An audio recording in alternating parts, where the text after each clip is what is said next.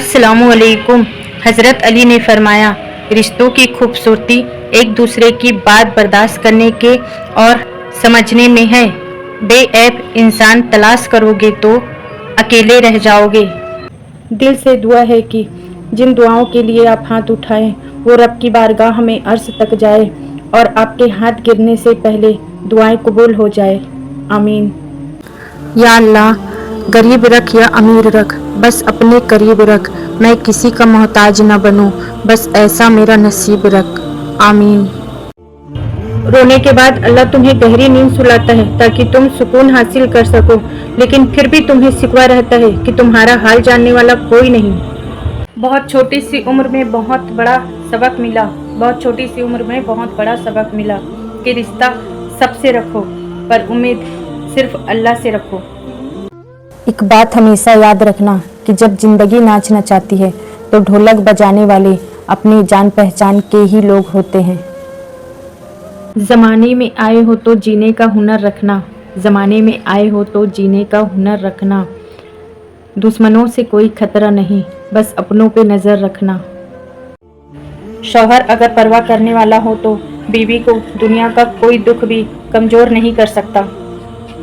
पति मर जाए तो उसकी पत्नी को कहते हैं कि बच्चों के सहारे जिए अब, लेकिन अगर पत्नी मर जाए तो पति 1 साल के अंदर नई दुल्हन घर ले आता है और बहाना यह है कि घर कौन संभालेगा। सुनने में बुरा लगेगा पर यही सच है।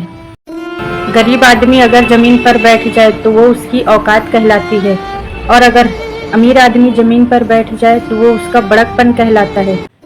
कहते हैं कि बारात में दूल्हा पीछे और दुनिया आगे होती है, और मैयत में जनाजा आगे और दुनिया पीछे होती है।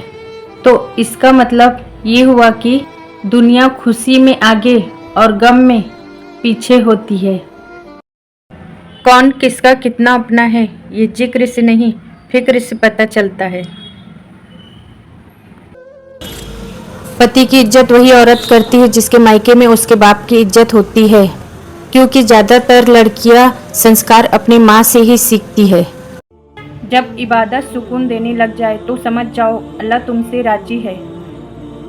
कभी आंसू, कभी सजदा, कभी हाथों का उठ जाना, ख्वाहिशें अधूरी हो तो रब कितना याद आता है।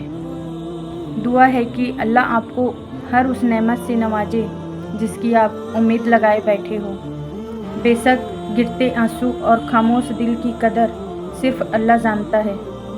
अगर आज का मेरा हदीस वाला वीडियो आप लोग को पसंद आया तो प्लीज़ लाइक करें, सब्सक्राइब करें और ज़्यादा से ज़्यादा शेयर करें। अल्लाह हाफिज़। दुआ में याद रखना।